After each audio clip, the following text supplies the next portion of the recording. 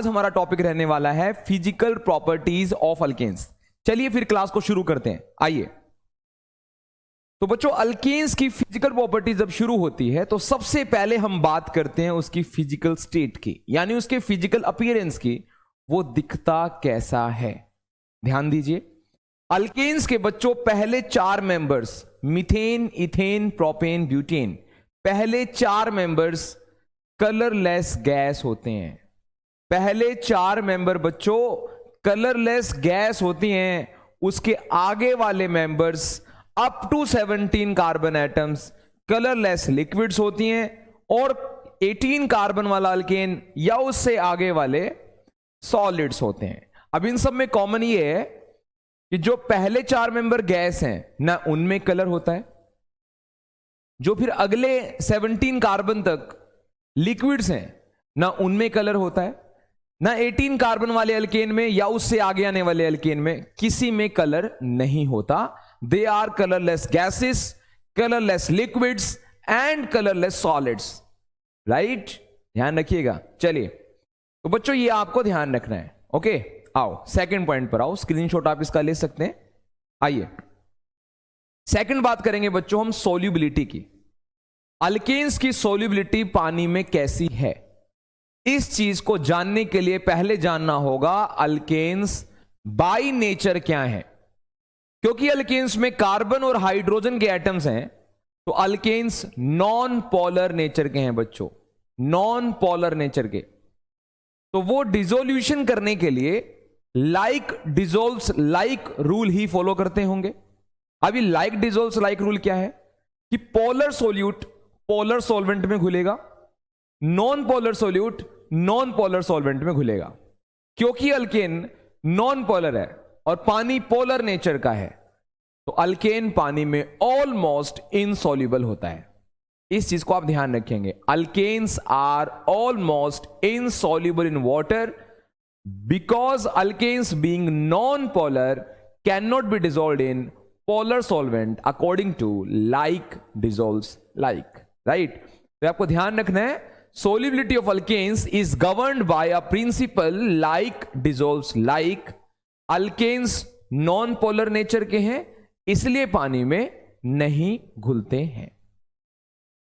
like dissolves like, I think ये rule आप सबको समझ में आ गया।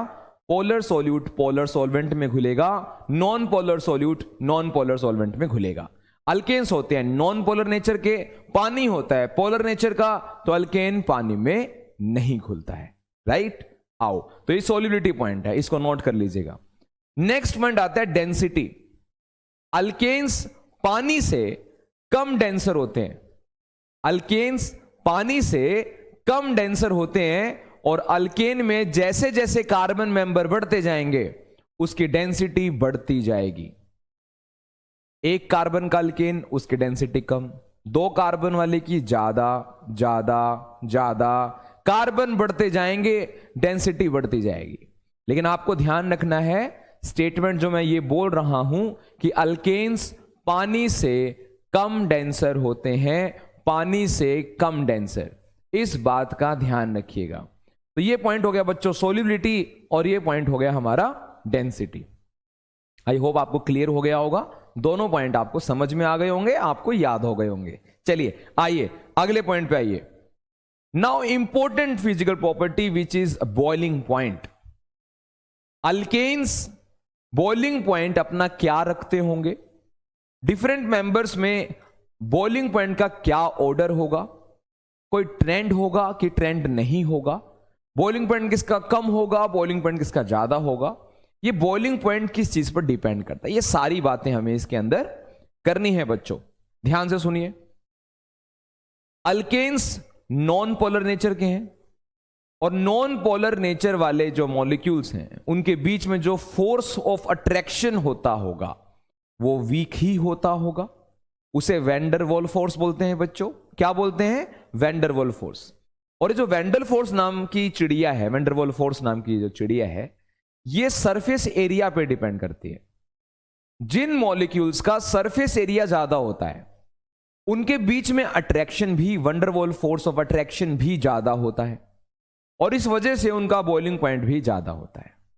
तो आपको यह ध्यान रखना है कि जैसे जैसे कार्बन मेंबर्स बढ़ते जाएंगे बॉइलिंग पॉइंट बढ़ता जाएगा। इसका रीजन यह है because with increase in number of carbon atoms, molecular size increases. Molecular size increases. उससे होता क्या है? Thus van der Waals force, van der Waals force of attraction increases. Hence, boiling point increases. Note करिए बच्चों, note करिए, note कर सकते हैं, नोट कर सकते हैं।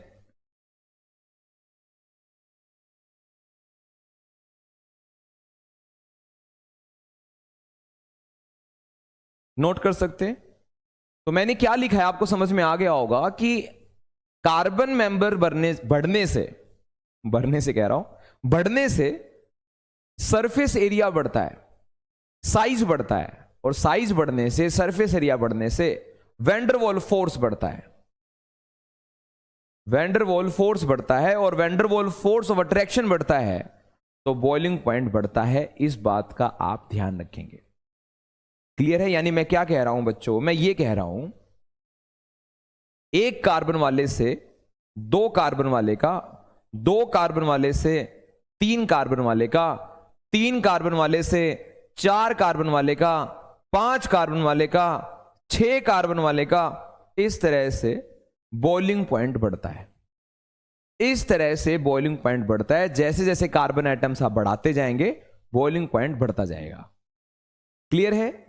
सिंपल है। लेकिन सोचिए, अगर अल्केन्स कार्बन मेंबर सेम रखकर स्ट्रक्चर अलग बना ले, जैसे मानो एक स्ट्रेट चेन में हो, एक ब्रांच में हो, कार्बन सेम हो, तो बॉइलिंग पॉइंट का क्या होता है? चलो बात करते हैं, आइए।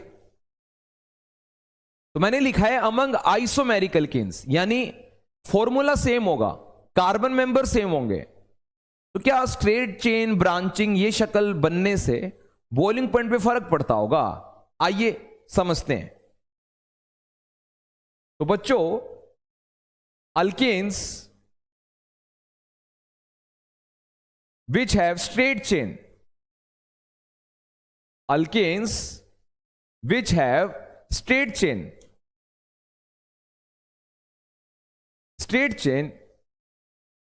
have higher boiling point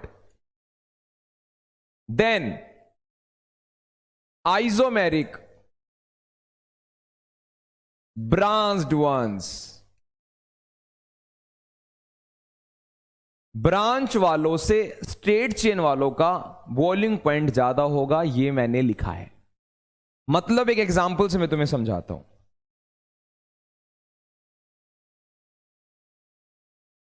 एक तो बच्चों ये स्ट्रक्चर है,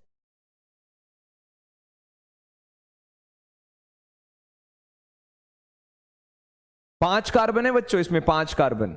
एक ये स्ट्रक्चर है,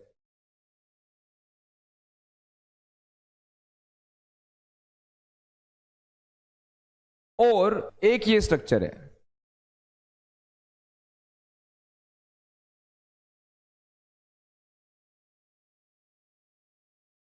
बच्चों एक ये स्ट्रक्चर है, एक ये स्ट्रक्चर है, और एक ये स्ट्रक्चर है। तो आप क्या मुझे बताएंगे किसका बॉइलिंग पॉइंट ज्यादा है? तीनों एग्जाम्पल में पांच पांच कार्बन है, तो तुम्हारे हिसाब से किसका बॉइलिंग पॉइंट ज्यादा है? बताइए। तो बच्चों जैसा मैंने लिखा है स्ट्रेट चेन वालों का ज्यादा होगा, तो स्ट्रेट चेन वाले का ज्यादा है। और जैसे जैसे ब्रांचिंग एक्सटेंसिव होती जाएगी, जैसे जैसे ब्रांचिंग बढ़ती जाएगी, ये बॉइलिंग पॉइंट जो है ना वो कम होता जाएगा। क्लियर है कि नहीं? आओ समझाते हैं। तो मैंने ये लिखा बच्चों,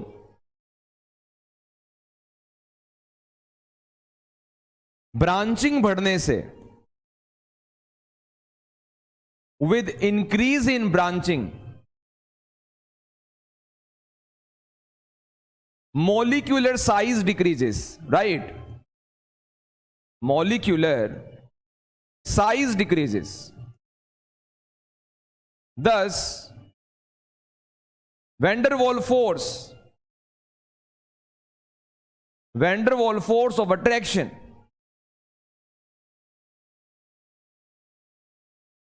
between molecules decreases, so boiling point decreases. आ गई होगी मेरी बात आप सबको समझ में कि बॉइलिंग पॉइंट जो है वो कम हो जाता है। बॉइलिंग पॉइंट जो है बच्चों कम हो जाता है। तो बॉइलिंग पॉइंट कम इसीलिए हो जाता है क्योंकि सरफेस एरिया कम हो जाता है, और सरफेस एरिया इसलिए कम हो जाता है क्योंकि ब्रांचिंग हो रही है। तो जितनी ज्यादा ब्रांचिंग होगी उतना ज्यादा होगा, उतना कम होगा बॉइलिंग पॉइंट। जितनी ज्यादा ब्रांचिंग होगी उतना कम होगा एरिया, कम होगा एरिया तो कम होगा force of attraction. Force of attraction come, boiling point में नहीं है दम। ध्यान रखिएगा, कर लेंगे कि नहीं? बोलिए बच्चों, हो जाएगा? तो बच्चों ये है बॉइलिंग पॉइंट की बात, इसका स्क्रीनशॉट आप ले सकते हैं। इसको आप ध्यान रखिएगा, अल्केन्स जिनमें स्ट्रेट चेन होगा वो ब्रांच वालों से ज्यादा बॉइलिंग पॉइंट रखेगा अगर कार्बन मेंबर सेम है तो। नहीं तो हमने पढ़ा है जिसके पास कार्बन ज्यादा उसका बॉइलिंग पॉइंट ज्यादा। हम आइसोमर्स की बात कर रहे हैं, ये ध्यान रखिएगा। आ जाओ नेक्स्ट, मेल्टिंग पॉइंट। अब मेल्टिंग पॉइंट जो होता है आप सब जानते हैं, जिस टेम्परेचर पे गिवन सॉलिड लिक्विड स्टेट में चेंज हो जाता है, राइट? अब मेल्टिंग पॉइंट कोई रेगुलर वेरिएशन शो नहीं करता, ऐसा मैंने लिखा है। आप खुद समझ जाएंगे, अभी मैं आपको समझाऊंगा। जो 2 कार्बन रखता है ना अल्कीन बच्चों, 2 कार्बन, उसका 1 कार्बन वाले से ज्यादा मेल्टिंग पॉइंट है। बच्चा बोलेगा हाँ हाँ ठीक है, मेरे को ये बात समझ में आती है। उसका 3 कार्बन वाले से भी ज्यादा है।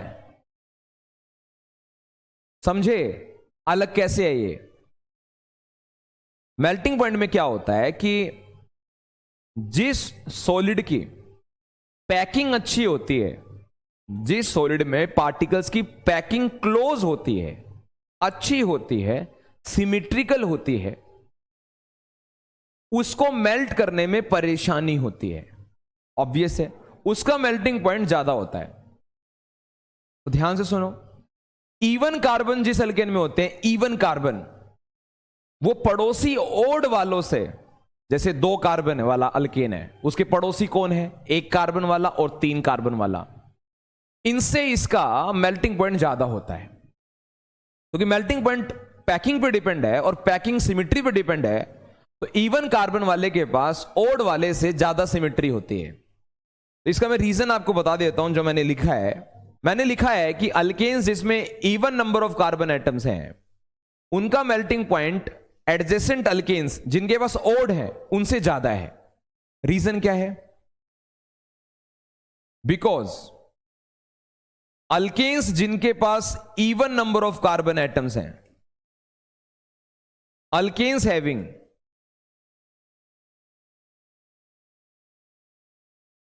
even number of carbon atoms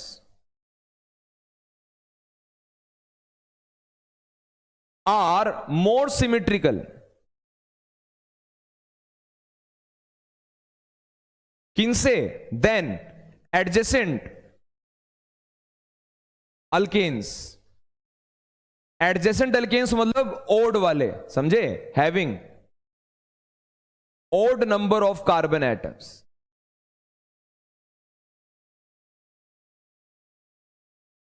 Hence,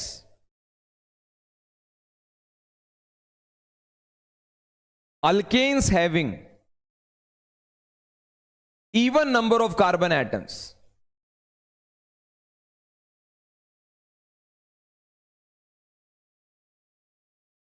have closer packing,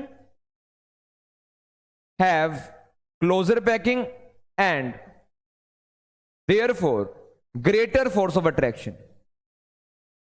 therefore greater force of attraction.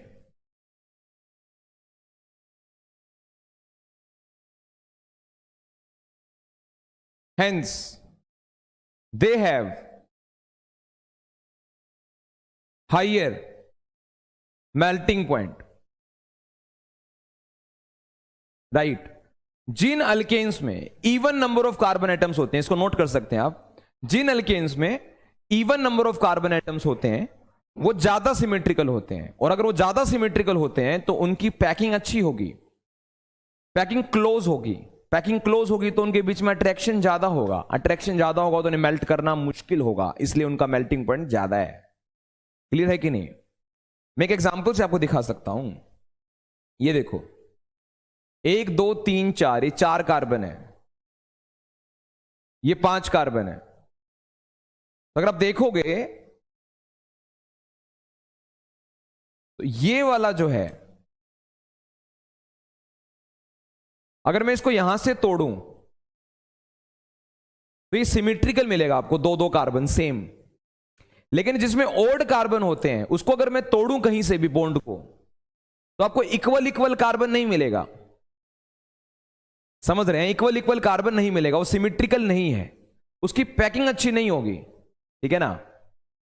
इसको आप नोट कर लीजिए। आई थिंक आपको ये बात मेरी समझ में आ गई है कि जिन अल्केन्स के पास इवन कार्बन होते हैं, उनके पड़ोसी अल्केन्स जो होते हैं उनसे उनका मेल्टिंग पॉइंट ज्यादा होता है। जिसके पास इवन कार्बन होते हैं उसका मेल्टिंग पॉइंट पड़ोसी ओड वालों से ज्यादा होता है। राइट? आओ बच्चों, इसका स्क्रीनशॉट ले लो। अब आइसोमर्स की बात करते हैं। तो मान लो कि आपके पास आइसोमर्स हैं जिसमें कार्बन सेम है, लेकिन स्ट्रक्चर में थोड़ी भिन्नता है, स्ट्रक्चर में थोड़ा डिफरेंस है, तो क्या मेल्टिंग पॉइंट में फर्क पड़ेगा? क्या? बिल्कुल पड़ेगा, क्योंकि मेल्टिंग पॉइंट सिमेट्री पर डिपेंड करती है।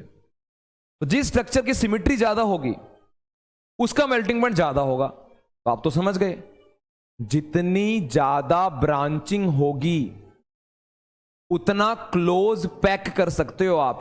ये मेल्टिंग पॉइंट में ध्यान रखना है। मेल्टिंग पॉइंट में पैकिंग पर, सिमेट्री पर हम डिपेंड करते हैं।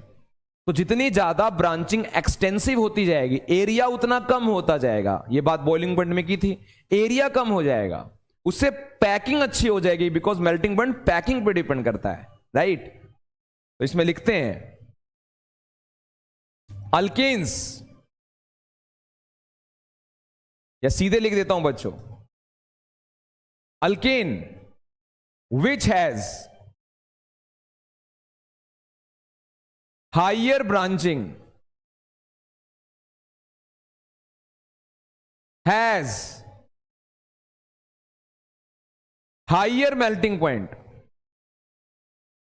Due to better close packing,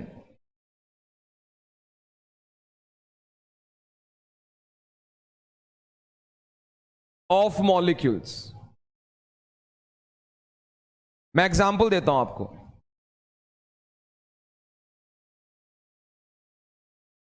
जैसे मान लीजिए ये वाला है, 5 कार्बन है, इसके अंदर 12 हाइड्रोजन है, ये अल्केन है, 5 कार्बन 12 हाइड्रोजन वाला। इससे ज्यादा ब्रांचिंग नहीं हो सकती, इसका मेल्टिंग पॉइंट मैक्सिमम है, सबसे ज्यादा है। लेकिन एक बात का ध्यान रखना, पहले तो मैं लिख देता हूं, इसका मेल्टिंग पॉइंट मैक्सिमम है, देन अदर आइसोमेरिक स्ट्रक्चर,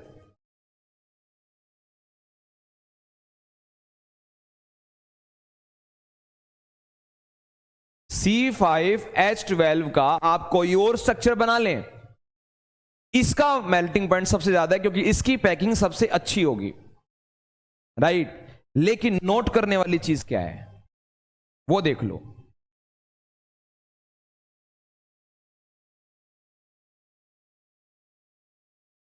ये तो आप कर लेना, ध्यान रखना, लेकिन अगर मेरे को कंपैरिजन करनी हो तो सुन लो। इसका तो ज्यादा है, इसका तो मेल्टिंग पॉइंट ज्यादा है, इसमें कोई शक नहीं। अब आपको लग रहा होगा अब एक ब्रांच वाले का ज्यादा पाएगा, जैसे यहां 2 ब्रांच हैं तो इसके बाद एक ब्रांच वाले का मेल्टिंग पॉइंट ज्यादा पाएगा। नहीं नहीं नहीं, यही तो ध्यान रखना है, स्ट्रेट चेन वाले का ज्यादा है। इसके बाद जो है स्ट्रेट चेन वाले का ज्यादा है बच्चों, यही ध्यान रखना है। देखो ये तो आप ध्यान रख लो कि जिसके पास सबसे ज्यादा ब्रांचिंग है उसका मेल्टिंग पॉइंट सबसे ज्यादा है बाकी स्ट्रक्चर से।